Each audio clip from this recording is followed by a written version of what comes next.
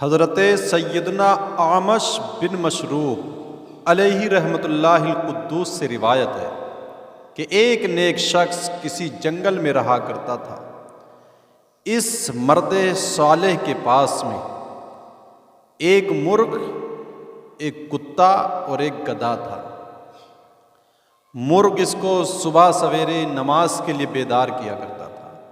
وقت فجر آتا تھا تو یہ مرغا اس کو بیدار کر دیا کرتا تھا بول کر کے، اور جو گدھا تھا یہ اس پر اپنے کھان پین کا دیگر دوسری اشیاء، اپنا ساز و سامان لاد کر کے ایک جگہ سے دوسری جگہ لے جانے کا کام کیا کرتا تھا، اور جو کتا تھا وہ اس کے مال و متاع، دوسری تمام اس کے ساز و سامان کی حفاظت کیا کرتا تھا، نگہبانی کیا کرتا تھا۔ گزر رہی تھی بیچارے غریب کی زندگی اسی جنگل میں رہتے رہتے۔ ایک دن کیا ہوتا ہے کہ صبح سویرے ایک بلی آئی یا کتا آیا اور اس کے مرغ کو کھا جاتا ہے۔ گھر والے پریشان ہوئے، نقصان ہو گیا، مرغ مر گیا، لیکن اس نیک شخص کی زبان پر کوئی حرف شکایت، بے صبری یا ناشکری کے کوئی بھی الفاظ نہیں آتے ہیں۔ یہ اپنے رب کی رضا میں راضی رہتا ہے اور کہتا ہے کہ اس کے مر جانے میں رب کی طرف سے بھی کوئی مصلحت ہے اور شاید اس میں میرے لیے کوئی بھلائی ہی ہوگی۔ کوئی بے صبری کا مظاہرہ اس نے نہیں کیا۔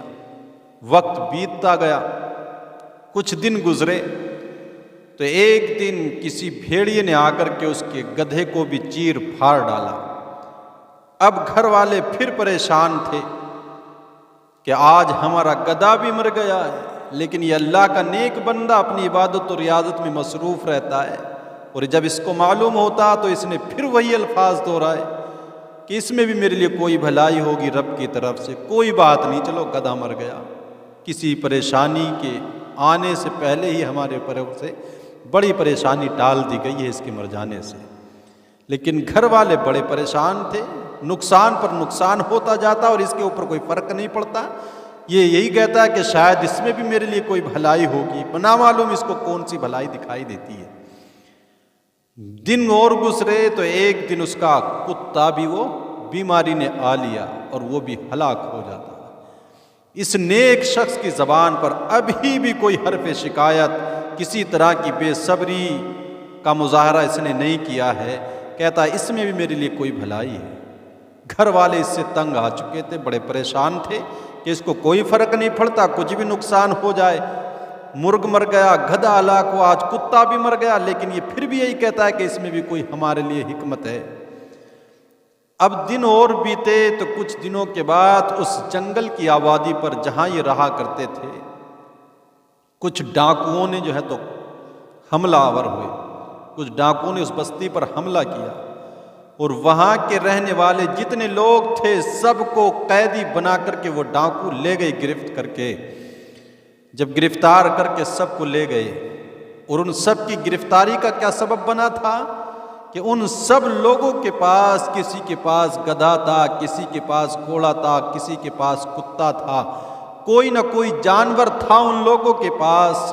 تو ان ڈاکوؤں کے بستی تک، اس آبادی تک آنے کا سبب ان جانوروں کی آوازیں بنی تھی، جن کی آواز کو سن کر وہ ڈاکو لٹیرے ان آبادی تک آ پہنچے تھے، جس کی وجہ سے وہ سب کے سب گرفتار کر لیے گئے اور ماں ساز و سامان، ماں جانوروں کے سب کو وہ ڈاکو لٹیرے گرفتار کر کے لے گئے۔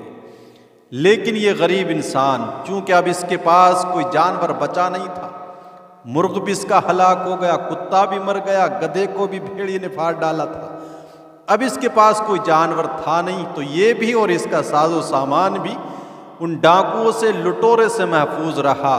کوئی اس کے گھر تک نہیں پہنچا، چونکہ اس کے پاس تک پہنچنے کا کوئی سراغ ڈاکوؤں کو لگا ہی نہیں تھا۔ وہ تو جانوروں کی آوازیں سن کر کے ان لوگوں تک پہنچے تھے، آج اس کے پاس کوئی جانور تھا نہیں۔ تو جب اس نے یہ سب کچھ دیکھا تو اس مرد صالح کا یقین اس بات پر اور پختہ ہو گیا کہ کوئی نہ کوئی چھوٹی مصیبت بڑی مصیبت سے بچانے کا سبب بنتی ہے، کہ آج میرے پاس کوئی جانور نہیں تو میں بھی محفوظ، میرا سامان بھی محفوظ ہے۔ اگر آج میرے پاس بھی میرے وہ جانور موجود ہوتے تو باقی اور لوگوں کی طرح مجھ کو بھی گرفتار کر کر کے لٹیرے ڈاکو لے گئے ہوتے۔ تو اس کا یقین اور اذعان مزید رب کی رحمت پر پختہ ہو جاتا ہے، یقین جم جاتا ہے کہ ہر آنے والی پریشانی کسی دوسری بڑی پریشانی سے بچانے کا سبب ہوا کرتی ہے۔ تو اس طرح سے ہمیں بھی یہی اذعان اور یقین پیدا کر لینا چاہیے۔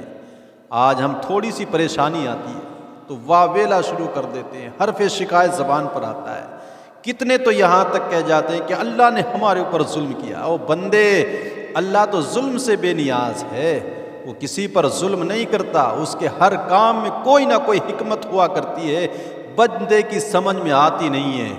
تو اس کا یقین اور مضبوط ہو گیا تو ہم بھی اپنے یقین کو رب کی رحمت پر پختہ کر لیں کہ ہمارے لیے اس کی طرف سے جو کچھ بھی فیصلہ ہوتا ہے وہ ہمارے حق میں بہتر ہی ہوا کرتا ہے۔ اللہ ہمیں بھی یقین کی ایسی دولت عطا فرما، اپنی رحمت پر ہمیں مکمل یقین اور بھروسہ عطا کر دے۔ دنیا، عورت اور مال کی فتنے سے ہمیں بچا، دنیا کی محبت سے بچا کر محمد مصطفیٰ صلی اللہ تعالی علیہ وسلم کا عشق اور سچی دولت آپ کے پیار کی ہمیں عطا فرما دے۔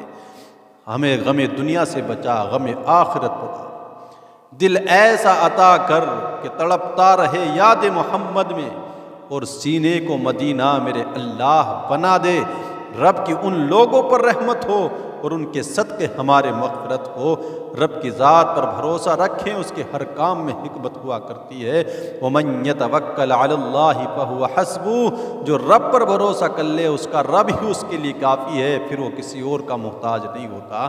مالک تو ہمیں اپنا محتاج رکھ، کسی دوسرے کا محتاج نہ بنا۔